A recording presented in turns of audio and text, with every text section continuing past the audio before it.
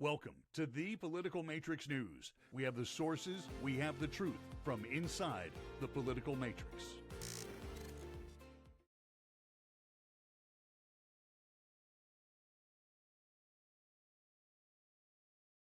Hey, welcome to the Political Matrix News. We're doing this on Tuesday, the 28th of January, and I'm Rob Milford. Greg Fink is right there. Scott Miller is right there.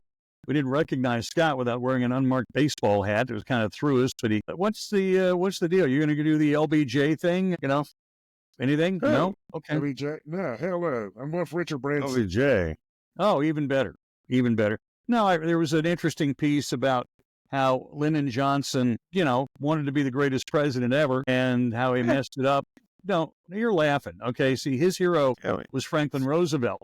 And he wanted to emulate Roosevelt with the Great Society. And he really got a lot of it passed and then is credited with civil rights stuff. But Kennedy, all Johnson had to do was rush the final 2 yards across the goal line with that and had to explain to Democrats who were voting against the Voter Equal Rights Amendment, not the Equal Rights of Voters thing, that hey, we'll do this for them now and we'll have their vote for the next 50 years. And Democrats still haven't pretty much hoodwinked in that discretion. So there are two things going on. Number one were the Congressional Special Elections, District 1, which is the Florida Panhandle. We started getting results at 7:03 Pensacola time, Destin time, and by 7:08, all the votes were in. And it was all over. Scott, you want to give me the rundown on those votes? Do you have that on your screen? It ain't official yet, so we'll see. But at the end of the day, it's going to be rare. It looks to me like, Jimmy Petronis is going to take District 1. Right. Yep. Randy Fine's going to take District 6. Yep. That's and the Republican side of District 6. Right. And then I don't know. It's early yet, so the Democrats are actually within striking distance of each other. It's Joel. They just projected that. I'm in Orlando, Josh so we're Wheel. Yeah, let me look at the bull. I get these news bulletins all the time. Here did Josh Well. It's 9,400 to 6,000. So I mean, I don't know how many people voted in total over there. So we don't know what our percentage of completion is, but. Okay. Right. Well, there's that. Knocker all around.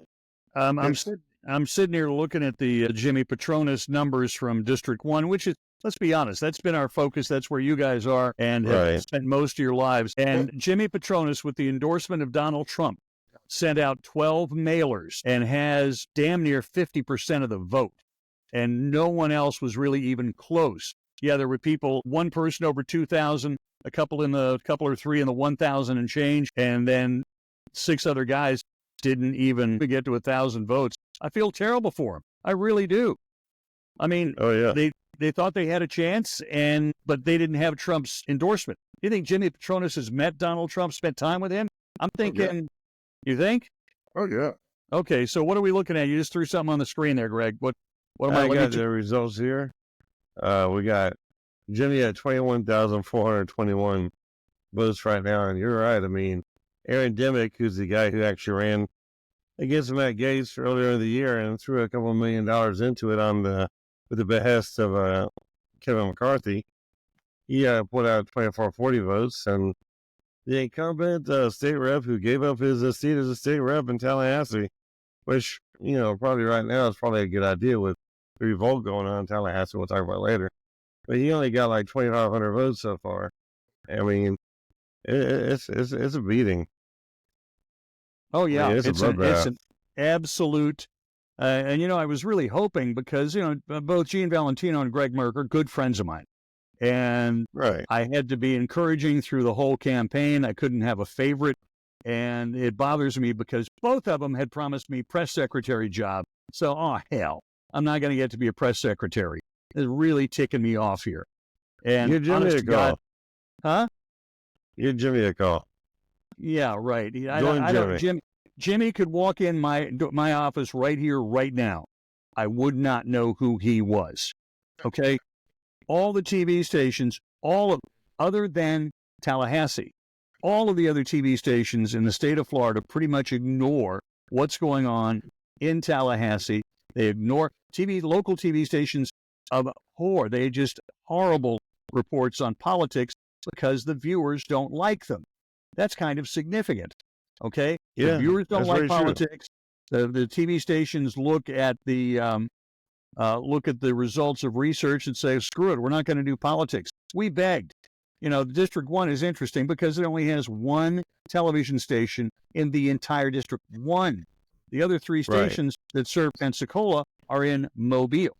The other stations that serve the Destin area all come from Panama City and Tallahassee, and that's not District 1, so they don't care what happens in District 1.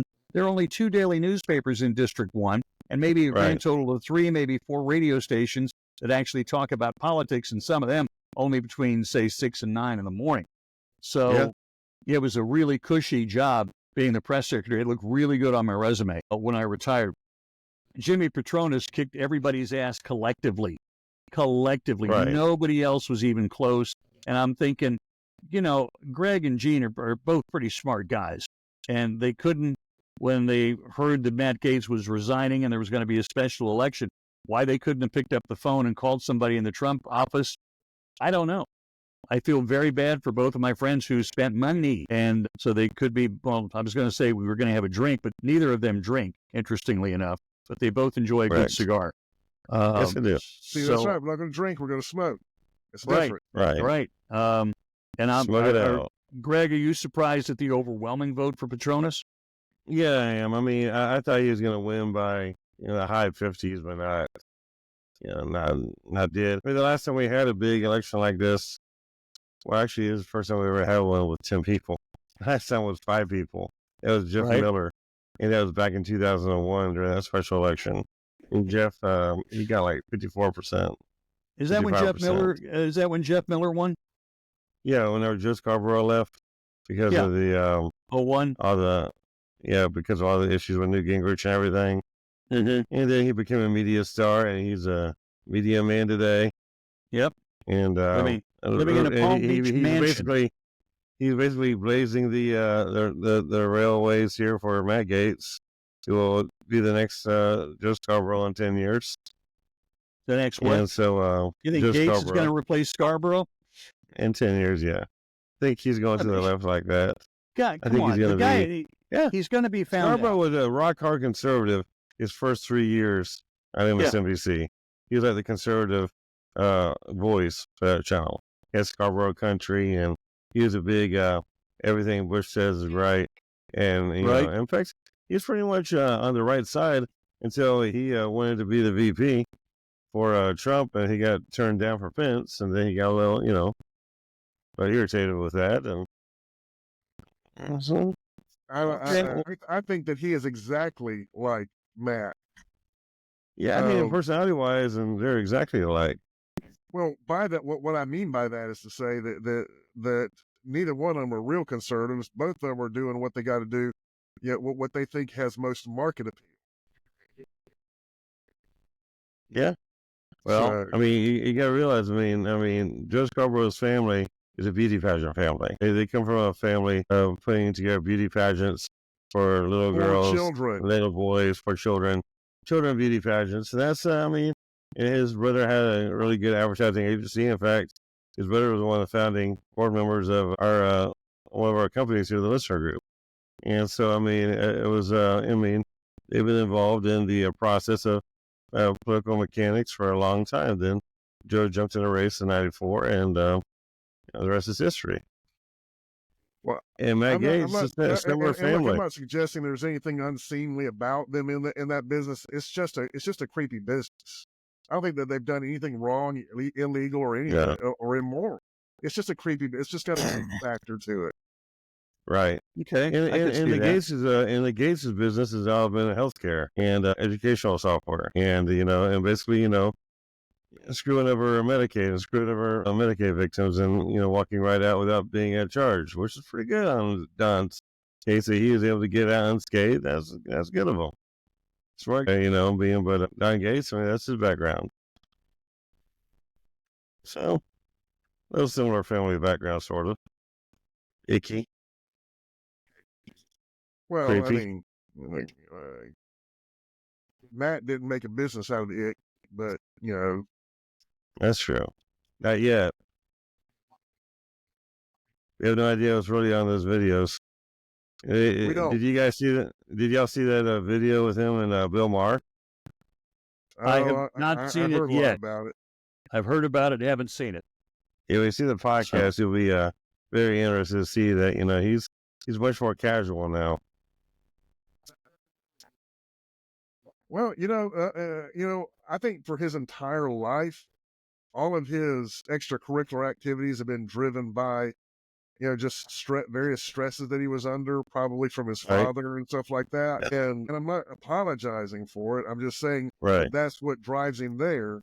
And then when you take those pressures away from him, maybe he normalizes a little bit. Yeah, maybe it does. I mean, we'll find out. I mean, he was identifying what was wrong with the Republican Party on the show, so I thought he was sealing his fate there pretty quick. I thought that was very interesting. I mean, he basically was against the Republican Party on climate change, marijuana. He was not going to use the DOJ to go after Trump's people. Like Trump, he said, I guess, asked him to. So, bullshit. He's going to take the high road and be the mature,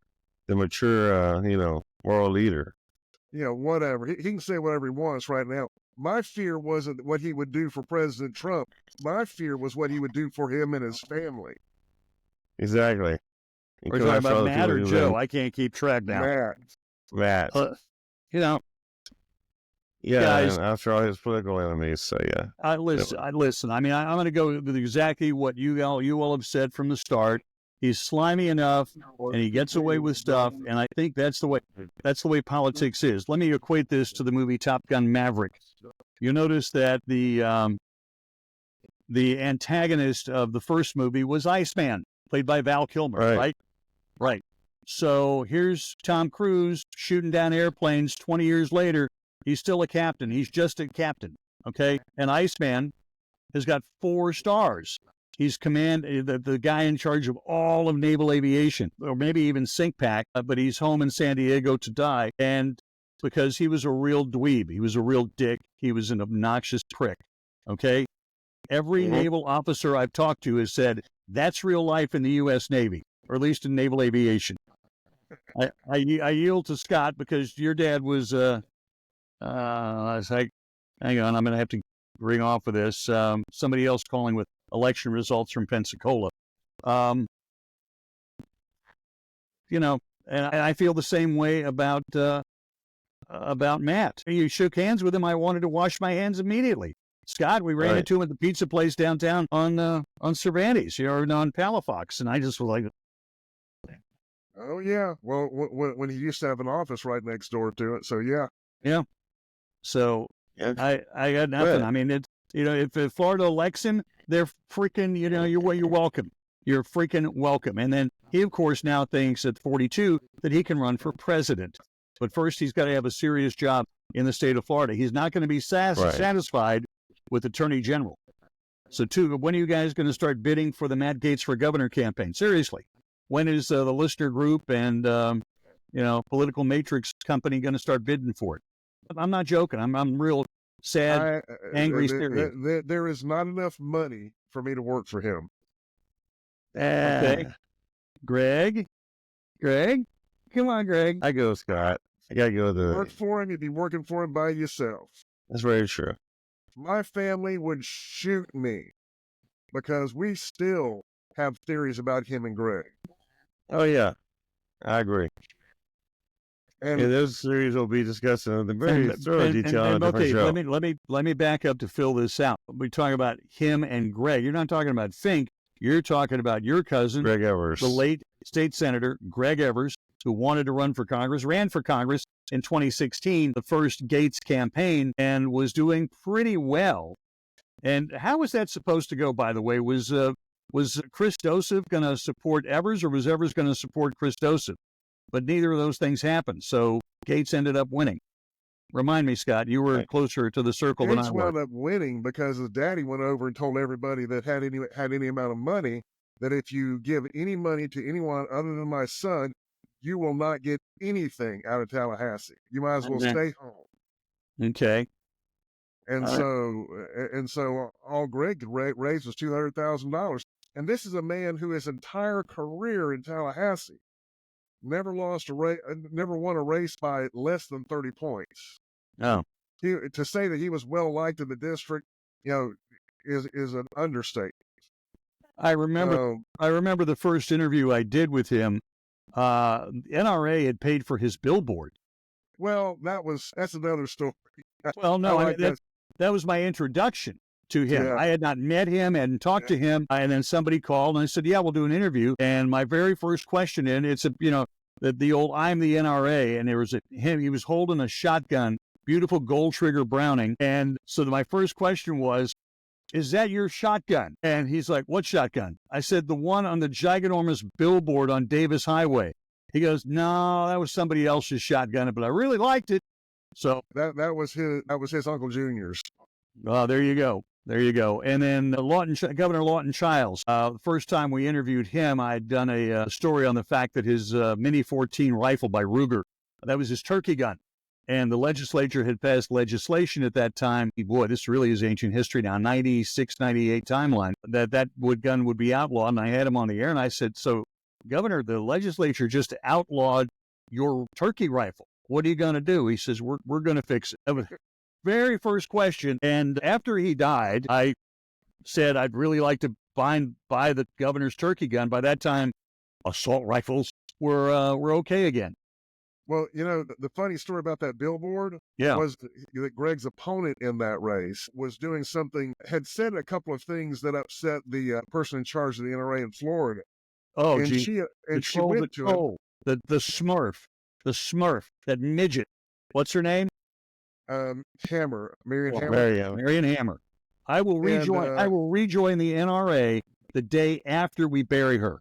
Okay, just let me know. But she's going to live forever just to antagonize me. So far, it seems.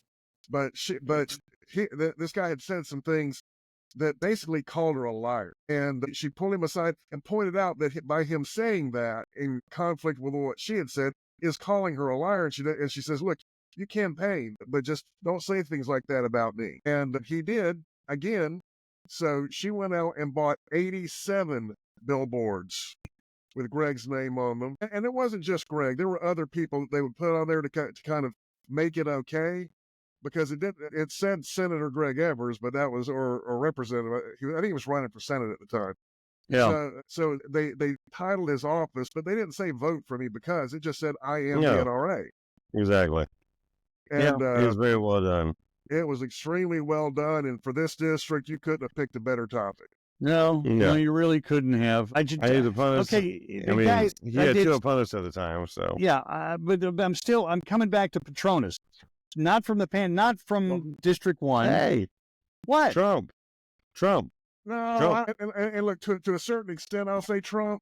Yeah. I think Trump was probably worth between, like 5 to 8 points, maybe 10. But sending out 12 mailers. Right. With Trump on every one of them. No one else had even came close to that. Everyone else was like 2, maybe 3. Yeah, he had TV commercials book to book. He had radio commercials, sun up to sundown. He had mailers. He had the emails. He had the texting. He had the entire package. And he had the money for it. Yeah, he raised over $1 million. He came in with 10. Yeah, when your name is the only name anyone's hearing, is winning with 66% of the vote is not shocking. 2/3 of the vote. I mean, the numbers have changed, huh? The numbers have changed. Yeah, I mean, the biggest hope we had for a Merce campaign was that maybe people, would actually look beyond the entire endorsement and look beyond, how much he's, more or less campaigning, overly campaigning. A lot of people, there's sometimes, usually, is a point of diminishing returns. Obviously, though, he did not hit that. He hit the point square on, dead on, and he got quite a few votes here, over 31,000, nearly 32,000 votes here to show for it. Well, I'll say this. More than half of the people that are on this list, I would have been fine with winning anyway. Yeah. So I think we had a great crew of people running. And Joe Rogan getting so 4,600 votes is a little weird. yeah, I mean, yeah. but you know, it is what it is. I mean, you know, the Lord has a reason for all this, and it's going to be a great election here for the general election for you know, the next step up. So yeah, How appropriate that it's April 1st. it is appropriate. It's going to be on April 1st here for both elections, and yeah, I actually know the gay What do you mean both the elections? candidate for the District 6 and 1. One's over. No, there's a Democrat. There's And a I don't TMPA. think they qualified because they're not listed. They did. Well, they're not listed here because they weren't on the ballot Oh, today. because only one qualified. Right, only one. Yeah, only one Democrat and 2 MPAs. And Petronas should have spent some damn money and bought off the Democrat, told him to quit the race. That way he could be heading to Washington tomorrow and give the president another vote in the House. Actually, he couldn't. Because, why not? Because that's not the way they set the race up. It would take another act to right, unless really? there was no opposition whatsoever. If there's no Democrat and no MPA, he would just count right in. But yeah, I mean, it's being what it is. The NPAs were the ones that killed the whole thing. Right. So. Okay, it's gonna be interesting. You got to put stuff in English, guys. We too much, not that much inside MPAs baseball. Non-party NPA is non-party affiliates. Party affiliation. No party affiliation. They're independents, if you will. They failed in one of the other parties. Actually, there's an independent party. And it's a write-in vote. Technically, there's an independent party and an MPA party. So there's an NPA party and an independent party. Yes. Non-party affiliation. No party affiliation. Yes, there's actually a party for non-party affiliation in Florida. If you want to join the party of non-parties, you can join the party of non-parties. Well, the you party can also join the party of independents. The party here is the Political Matrix News with Greg Fink and Scott Miller and Rob Milford battling and bashing the special elections to replace not one but two Florida congressmen.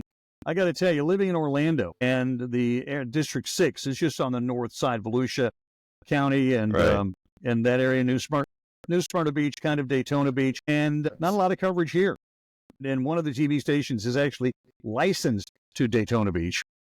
Not a lot of coverage. There'll be a blurb at the top and maybe a talking head. Well, you know, we're just lucky to be here and we had a great campaign effort, blah, blah, blah. And that's it. Not going to be a big deal. When you look at this, folks in the Panhandle. Yeah, let me show you the results here in a district race by the county. And it's pathetic. I mean, the turnout is just horrible. I mean, you got 7,000 people turning out in Flagler County, 5,000 for 85. I mean, it's just a really low turnout all in all. Wow, at least we had like 40,000 votes for the election. This is looking like 5,500 total. That's 36,000, 38,000 on the Republican side, but they had only three candidates. Oh, okay. It's a much smaller area, geographically speaking. Yeah, but it goes by population. So, I mean, you got 38,000 turnout, and you got 49,000 turnout in the Panhandle. Yeah, and the thing is that it's district size because every congressional district has the same number of people in it. Supposed to. Oh, identical, yeah. Well, roughly. Yeah. All right. But I don't believe there's a 20% deviation. Well, just had a smaller turnout. What can you say? And by the way, don't forget this. They got serious Democrats running there too. Okay. Yeah. You have there's Democrats. You know what? You're right. They actually had a better turnout when you had the Democrats in. Yeah. So 38 and 15 is a bunch. And about 5,000 more people voted. Okay. So I got you on that. And also, you know, the bottom line is you split the damn vote 11 ways, 10 ways. I mean, it was fratricide. It was just fratricide and ego. And I feel very, very bad for our mutual friends and the others I don't know. I'm sure you guys know more than I do, but I feel very bad that people could not look, read the tea leaves, check which way the wind was blowing, and such like that. A lot of wasted money, effort, and energy. That's tragic. That's the American political system. Not everybody's going to win. Right. I wouldn't say the money was wasted used for the campaign. I just say it just didn't, and just it wasn't enough. So, because, I mean, most of the campaigns that we're doing numbers, I mean, if you break out how much they raised and you compare it to how much they spent to how many votes they got, you know, I mean, yeah, they pay for those votes. Yeah. We'll try this on for size. I'll give you one right now. Ready? Jimmy Petronas is in Washington for 1 year. 1 year. Okay? And the first of the year in 2026, he announces for governor because he's Congressman Jimmy Petronas. Okay, nobody's disagreeing. Well, I mean, I can see as a things like that happening. I could too, because I mean, right now it seems like there's a war going on in Tallahassee. I think everything is being reshifted totally on the field between Simpson and everybody else. I mean, there's all hell breaking loose in Tallahassee right now. It's actually probably a good time. It's a good time for Jimmy to step back and everything else, and then come in as a congressman with a big purse. I don't, the thing is that once you get to be congressman, the thing is I mean, I don't know how much you make as governor, but it is a contentious, backbiting, long existence, and you only get to do it for 8 years, but you get to be congressman for the rest of your life. Well, let's see how that the 28th, 29th, 30th amendments are going to go. We'll just have to wait and see on that. When we come back with our next episode in just a few minutes, or whatever the number of this one is, we are going to talk about the future of what's happening in Tallahassee, including the special session that the governor called. They opened and they were done with the governor's special session in 15, 20 minutes. And then the legislature's doing one of their own. I can't figure that crap out. We'll talk about that on behalf of Scott Miller and Greg Fink. I'm Rob Milford. This is the Political Matrix News. We would appreciate a like, a share, a subscription. And by the way, lifetime free subscriptions. So thanks for joining us at the Political Matrix News.